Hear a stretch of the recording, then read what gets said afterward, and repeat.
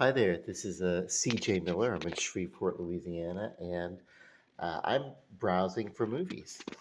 Um, so I'm going to read this. I'm going to read this movie uh, uh, description, and I'm going to tell you why it's beneficial for me to read things like this. Okay.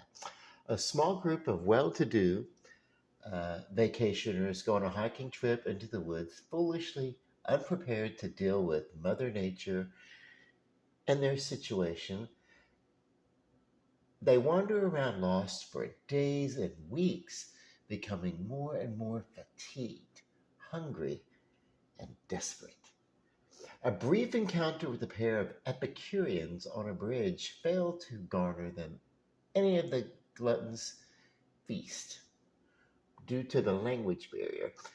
Eventually, their party begins to die, and the survivors ration their meat among them, attaching a religious type ritual to its dispensation. So, anyway, I can already tell you I'm not going to watch this movie because it's stupid.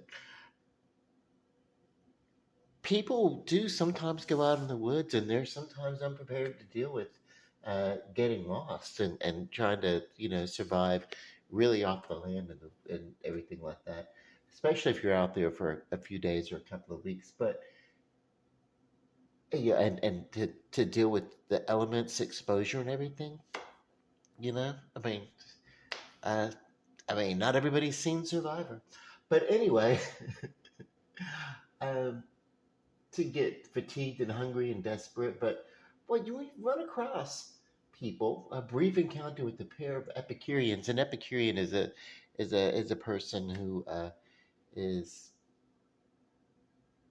into basically a stuck up person, a person who's really stuck on the finer things of life and kind of eschews anything that is not wonderful. But they're still people. If you run across people who are native to or where you are lost, unless they're like headhunting cannibals, you don't let a language barrier stop you from. I mean, there's like a small group of people. So there's a small group of people out in the woods, right? And then they run across, let's see, a pair of Epicureans, a group of people could overtake a pair if you're desperate. They must not have been too damn desperate to let a language barrier. If nothing else, you just don't leave. Maybe you keep your distance. Maybe you keep your distance. Maybe you follow at a distance. Maybe you know, uh, you just don't leave. You don't be like, oh my God, they don't want us. That is not the time to be like uh, shirking away. So I don't really need to see this movie. It's a language barrier. Due to a language barrier, they get frustrated and be like, I give up trying to talk to tell people I'm lost. You just, if nothing else, you just goes. Every person who's ever seen uh, any end of the world kind of thing where you end up with the uh, Mad Maxian, Roadrunner, no, what is I road, not Roadrunner, Road Warrior type scenario, uh, or even aliens had like a lost kid or whatever. When you run across someone, even when you don't have a language barrier, you don't have a language because of a language, but you don't just like leave. You just like follow at a distance. Uh, maybe they maybe the people don't want to be bothered with you, and they push you off, and they don't let you hang out with them. That's okay. You sit feet away from them, and you like, hey, we are. You know what I mean? You follow. You just even in 1981, when you don't have a. Why would you go someplace and you don't know how to say a couple of things? Uh, such as just one or two things. Hey, policia, hey, get me to the police, get me to the. You say, you learn how to say, if you go into a different country, you learn how to say, I need to go to the hospital. You need to learn how to say, I'm sick. Those types of things. So, yeah, why would I watch? And I've never been out of the country, but if I did, I would want to, know a couple of things like that. So, reading the movie descriptions, they let me know which movies are stupid or not. I love movies, especially the slasher genre from the 1980s, the early 1980s, but some of them are stupid. It's like, yeah. I mean, even the ones that were intelligent, some of them are not. For instance, the Scream movies. They came out in the 90s and they were like a callback to the 80s. What they did was they kind of like uh, set out to, where they actually, the Scream, especially the first one, kind of, I won't say it defined the meta genre. It sort of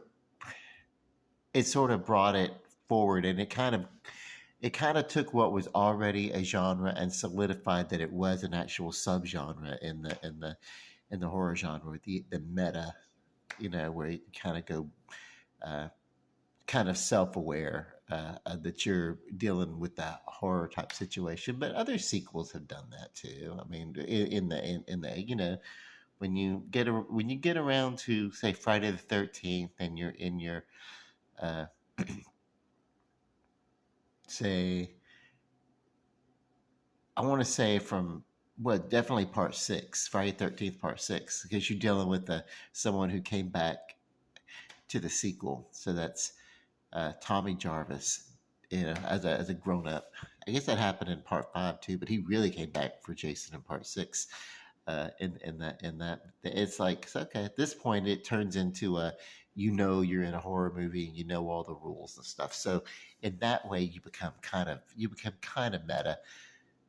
Is that you just don't make reference to, they didn't make reference to horror movies, whereas in Scream it was the same thing, and the whole genre. I mean, Sidney Prescott kept going back to the town where, when every time she goes back, somebody dies.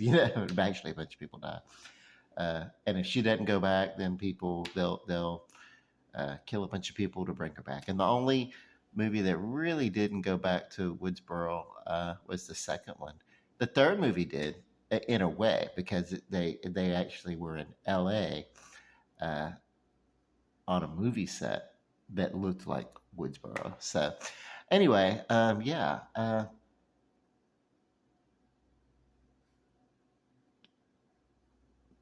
So even in some of in some of the most intelligent and witty horror movies, there's always some stupidity. That was a point that I kind of bird walked away from.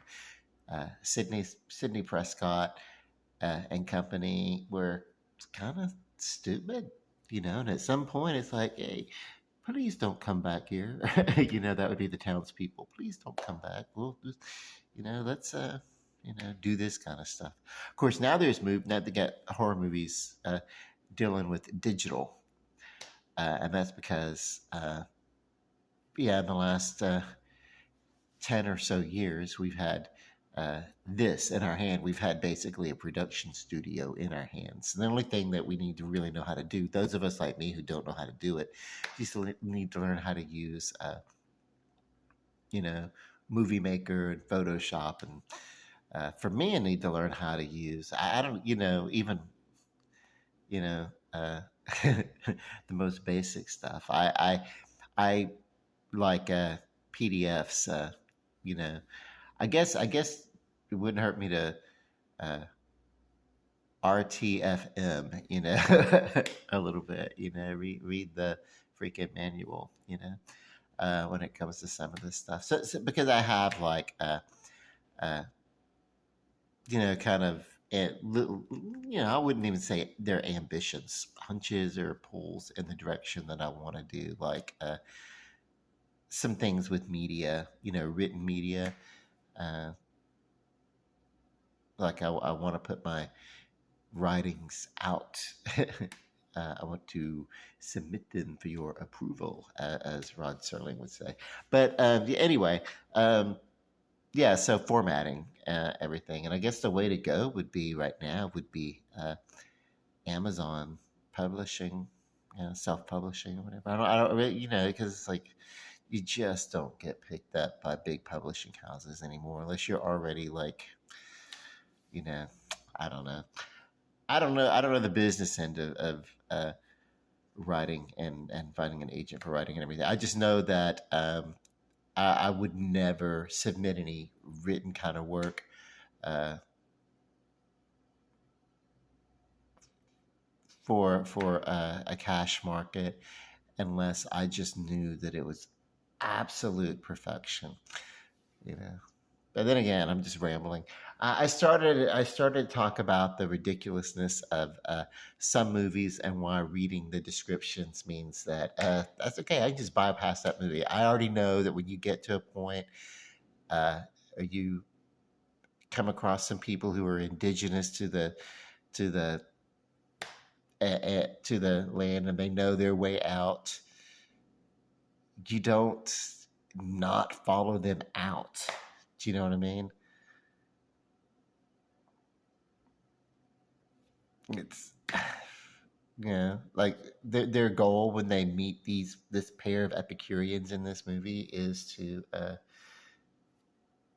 find their way out, or is it to actually eat food? Even if they're not going to eat the food, I mean, whatever. If you're gonna be a group of people and you're about to die, at least die in the presence of people who can like go back and tell people that you died. I mean, you follow them. If you don't want to take their food, or eventually they would get the hunch. Hey, these people are hungry and could use some food, or they're gonna. You know what I mean? Like, yeah, they.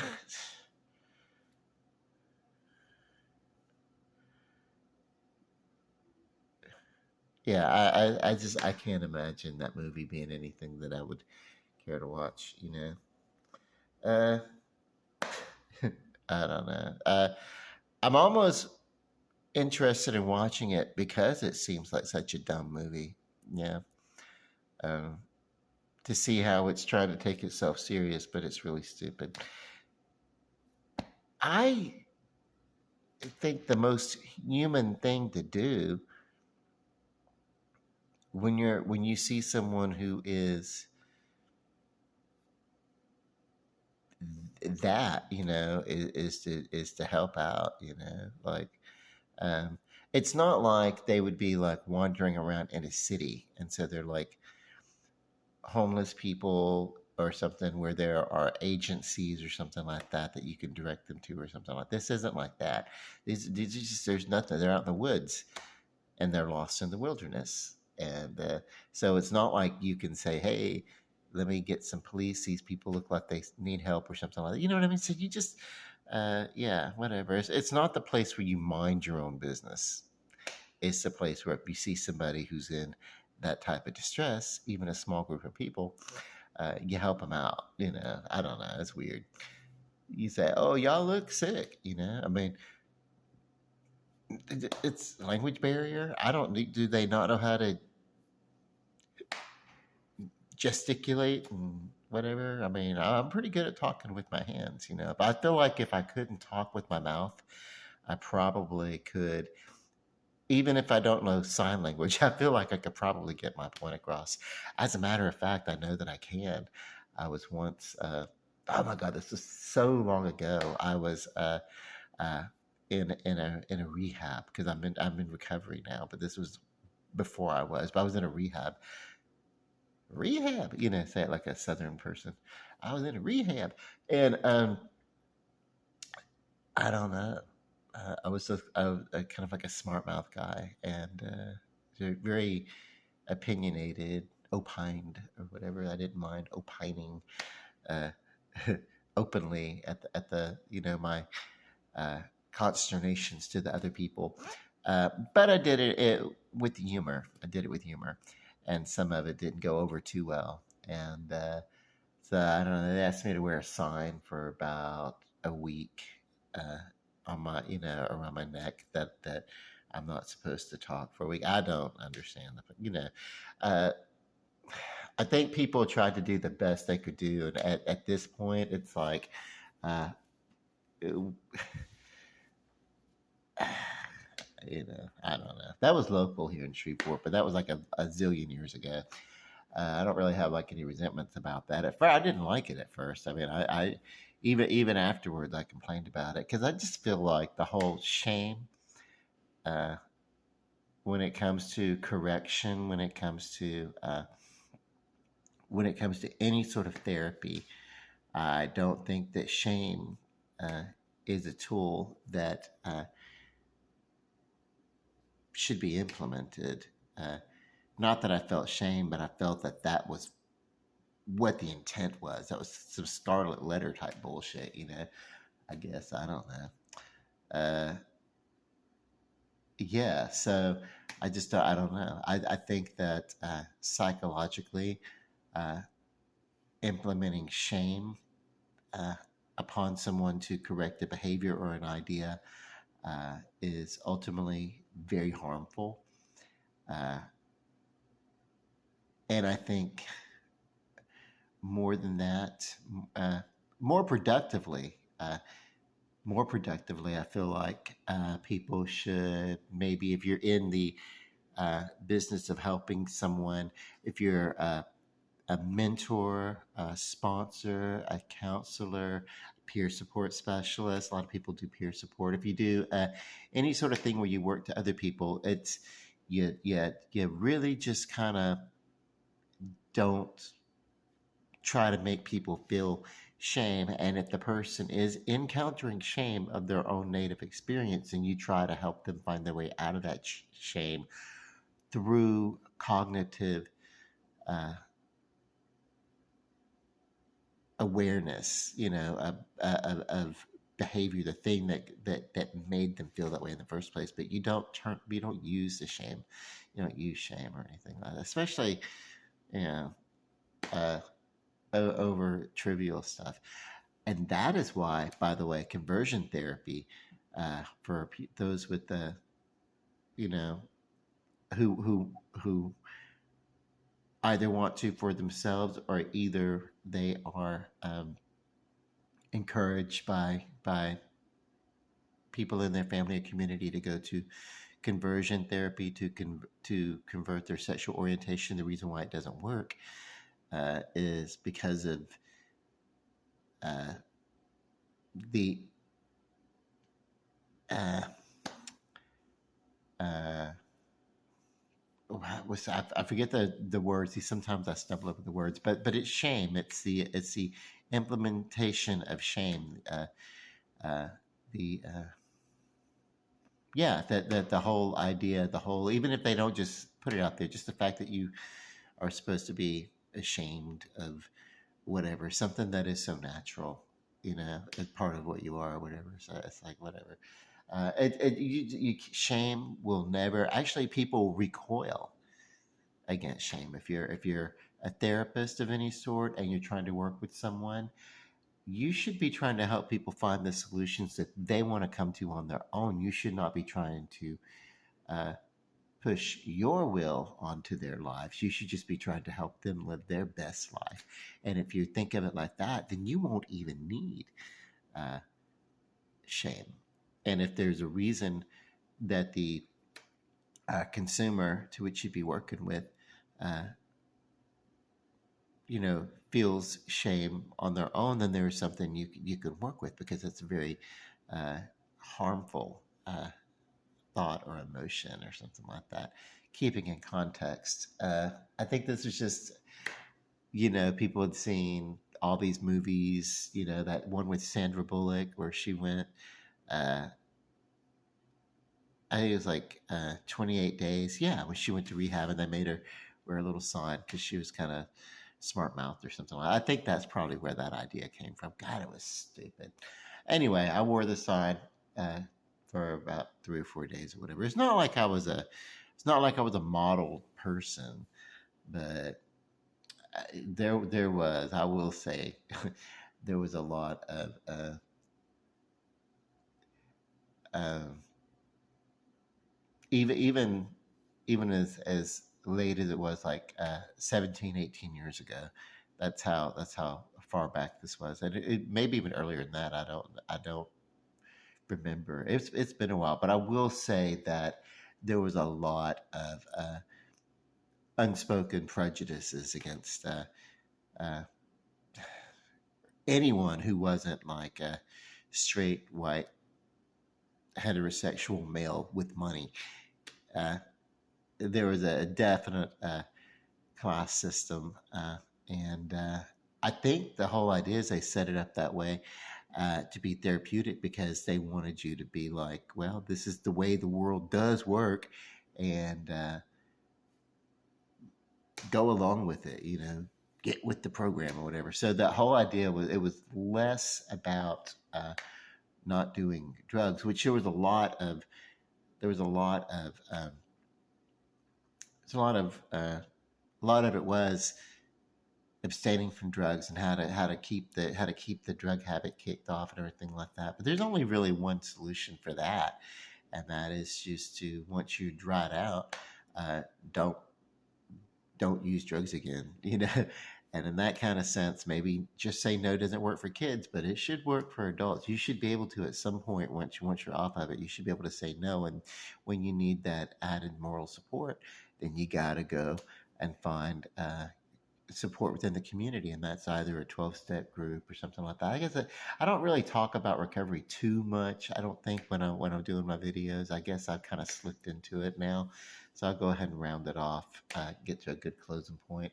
The only thing that can be done for somebody uh, has to come from moral support, and that best comes from a place of empathy. And of course, these people in the woods in this movie, see how I circle back? They're they're lost, and they stumble across some people who know their way out of the woods. If you run across some people, and even if you don't know how to speak the language, that is, sometimes there are some people in recovery. Maybe they're not great readers, and maybe they're not great communicators, and maybe they're working in a different system. Like maybe they're living in the system of the streets, which is basically dog eat dog, whatever, get over. Like it's different. Maybe they're just being released from a long term internment from prison or something like that, or whatever. Maybe they're, maybe they have good intentions to go forward ever more and be upstanding, but they're not used to, uh, societal, uh, typical typicalities. Is that a word? It is now. Typicalities. Uh,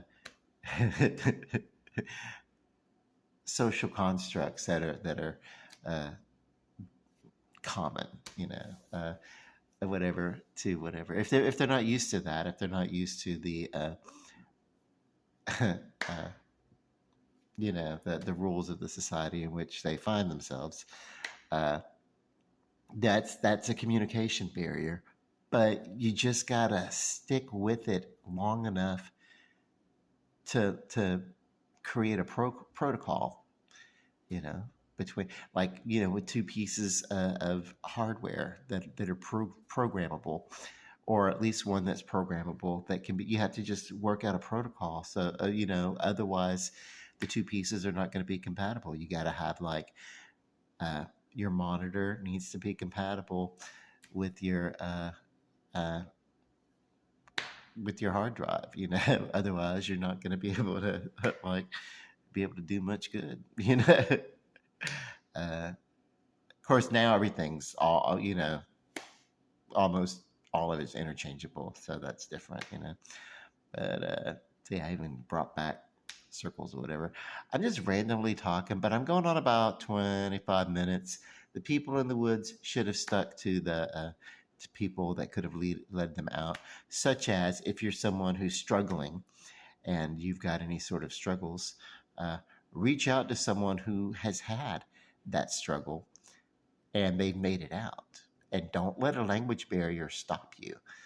Uh, And don't let a cultural difference, don't let a political difference stop you from getting the help that you need. Don't let a religious difference stop you. Let me tell you something. When someone is in the woods and they're in the lake and they're drowning and they're reaching up trying to find someone to help them not drown, they don't care what hand pulls them up and lifts them out from drowning, as long as they get the help that they need, you know.